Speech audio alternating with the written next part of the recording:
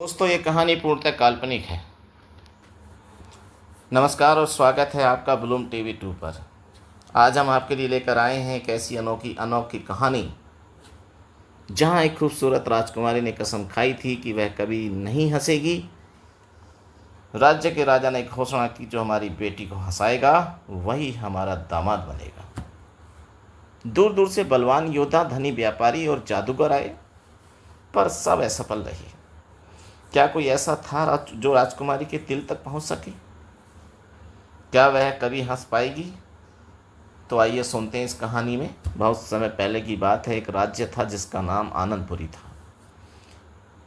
नाम के अनुरूप वहाँ के राजा आनंद देव और प्रजा सभी सुखी और खुशहाल थे। राजा की एक बेटी थी जिसका नाम राजकुमारी प्रियदर्शनी था। प्रियदर्शनी अपनी सुंदरता, बुद्धिमत्ता और दयालुता के लिए पूरे राज्य में प्रसिद्ध थी। लेकिन एक अनोखी बात थी कि राजकुमारी ने कभी भी खुलकर नहीं हंसा था। हमेशा शांत, गंभीर रहती थी। राजा ने कई बार उसे हंसाने की कोशिश की, पर सब व्यर्थ। जैसे जैसे राजकुमारी बड़ी हुई, राजा को उसकी शादी की चिंता सताने लगी। एक दिन उन्होंने अपने दरबारियों को बुलाया और एक अजीबोगरीब शर्त रखी। राजा ने कहा, मेरी बेटी की शादी उसी से होगी जो उसे खुलकर हंसाएगा। जो कोई भी मेरी बेटी को हंसाने में सफल होगा वही मेरा दामाद बनेगा और आधे राज्य का उत्तराधिकारी भी बनेगा। शर्त सुनकर पूरे राज्य में हलचल मच गई। दूर दूर से राजकुमार, विद्वान अनपुरी आने लगे। हर कोई अपनी किस्मत आजमाना चाहता था। सबसे पहले एक बलवान राजकुमार आया। उसने अपनी ताकत का प्रदर्शन किया। उसने बड़े बड़े पत्थरों को हवा में उछाल दिया, विशालकाय पेड़ों को उखाड़ दिया, तलवारबाजी में अपनी निपुणता दिखाई। राजकुमारी ने सब देखा, लेकिन उसके चेहरे पर कोई भाव नहीं आया। हंसे बिना खड़ी रही। अगला एक बहुत ही अमीर व्यापारी का बेटा आया। उसने राजकुमारी के सामने सोने चांदी के ढेर लगा दिए। उसने कहा, राजकुमारी, मैं आपको दुनिया की सबसे महंगी पोशाकें और हीरे मोती भेंट करूंगा। मेरे पास इतना धन है कि आप अपनी पूरी ज़िंदगी में भी उसे खर्च नहीं कर पाएंगी। राजकुमारी ने उसकी बात सुनी, लेकिन उसके चेहरे पर खुशी नहीं आई। फिर एक बहुत बड़ा कवि आया। उसने राजकुमारी की सुंदरता पर ऐसी कविताएं लिखी कि पूरा दरबार मंत्रमुग्ध हो गया। उसकी कविताओं में चंद्रमा, तारे, फूल और नदियां सभी प्रियदर्शनी की सुंदरता की प्रशंसा कर रहे थे।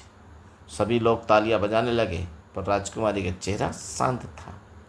इस तरह एक के बाद एक कई लोग आए, और कोई जोकर बनकर आया, कोई जादूगर बनकर आया, कोई नर्तक बनकर आया, लेकिन कोई भी राजकुमारी को हंसा नहीं पाया। राजा उदास हो गए और दरबारियों ने भी हार मान ली।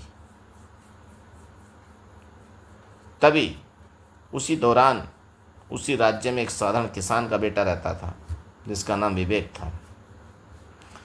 बहुत ही गरीब था, लेकिन बहुत ही बुद्धिमान और संवेदनशील था। उसने देखा कि लोग राजकुमारी को हंसाने के लिए क्या क्या कर रहे हैं।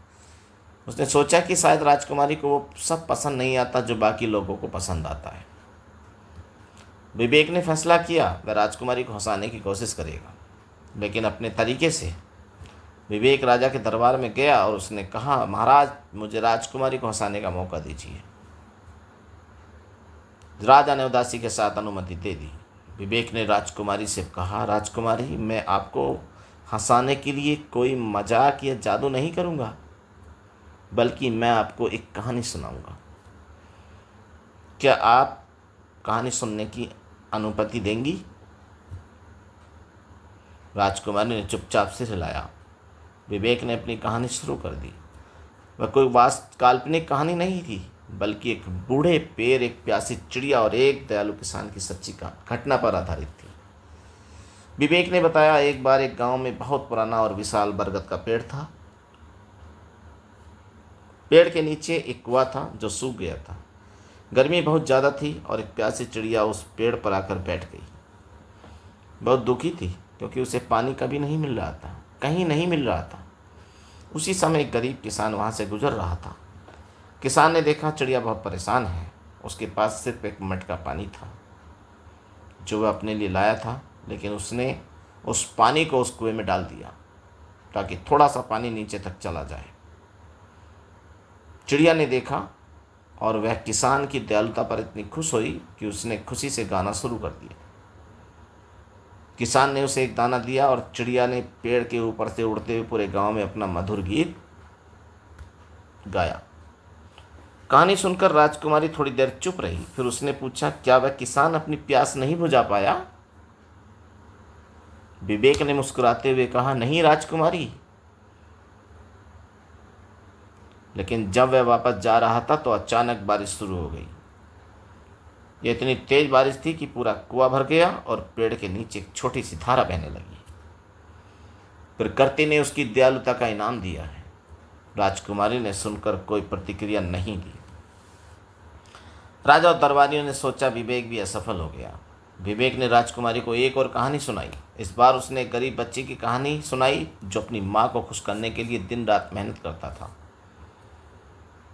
और कैसे उसने अपनी मेहनत से एक छोटी सी दुकान खोली और अपनी माँ के लिए एक सुंदर उपहार खरीदा। तो एक एक करके विवेक ने ऐसी कहानियाँ सुनाई जो दया, ईमानदारी और करुणा से भरी थी। ये कहानियाँ साधारण थीं, लेकिन उनमें गहरा अर्थ छुपा था। ये कहानियाँ किसी मजाक की तरह नहीं थी, बल्कि जीवन के सच्चे पहलुओं को दिखाती थीं। राजकुमारी ने सभी कहानियाँ ध्यान से सुनी। उसके चेहरे पर पहली बार एक हल्की सी मुस्कान आई। उसने विवेक से पूछा, तुम्हें ये सब कैसे पता?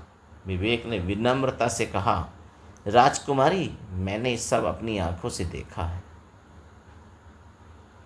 जीवन में असली खुशी और संतोष किसी बाहरी वस्तु में नहीं, बल्कि दूसरों के प्रति दया और प्रेम दिखाने में है।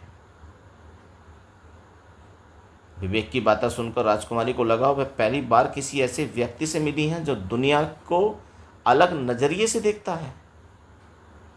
हंसने की बजाय सोचने लगी। समझ गई कि खुशी कोई ऐसी चीज़ नहीं जिसे खरीदा जा सके या ज़बरदस्ती लाया जा सके। खुशी तो अंदर से आती है। अगले दिन विवेक फिर दरबार में आया। राजा ने सोचा कि आज विवेक कोई और कोशिश करेगा, लेकिन विवेक ने कुछ नहीं किया, बस खड़ा हो रहा। राजकुमारी ने विवेक को देखा और उसके मन में एक विचार आया। उसने राजा से कहा, पिताजी, मैं इस युवक से शादी करना चाहती हूँ। ये बात सुनकर पूरा दरबार हैरान रह गया। राजा ने पूछा, लेकिन बेटी, तुम तो हंसी नहीं। राजकुमारी ने जवाब दिया, पिताजी, आपने कहा था कि जो मुझे हंसाएगा वही मेरा दामाद बनेगा। लेकिन विवेक ने मुझे हंसाया नहीं, उसने मुझे महसूस करवाया। उसने मुझे जीवन का असली अर्थ समझाया। उसने मुझे दिखाया कि असली खुशी मजाक या धन में नहीं, बल्कि करुणा और दया में होती है। तो विवेक की कहानियों ने मेरे दिल को छुआ और आज मुझे पहली बार एक गहरी खुशी का एहसास हुआ है।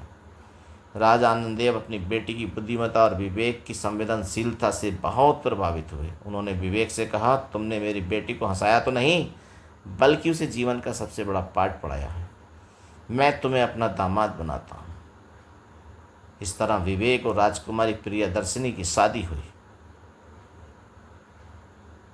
विवेक ने अपने ज्ञान और दयालुता से पूरे राज्य में एक नई चेतना जगाई।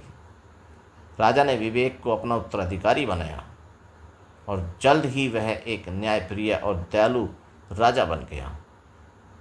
आनंदपुरी राज्य पहले से भी ज़्यादा समृद्ध और खुशहाल हो गया, क्योंकि वहाँ के लोग अब सिर्फ भौतिक सुखों से पीछे नहीं भागते थे, बल्कि वे एक दूसरों के प्रति दया और प्रेम का भाव रखते थे। तो यह कहानी हमें सिखाती है कि असली खुशी बाहर से नहीं, बल्कि अंदर से आती है, और दयालुता का एक छोटा सा कार्य भी किसी के जीवन में सबसे बड़ी खुशी ला सकता है। तो देखा आपने कैसे एक साधारण से व्यक्ति की दया और संवेदनशीलता ने राजकुमारी को सिर्फ हंसाया नहीं, बल्कि उसे जीवन का असली अर्थ समझाया। विवेक ने साबित कर दिया कि असली खुशी मेरी बेटी की शादी उसी से होगी जो खुलकर हंसाएगा।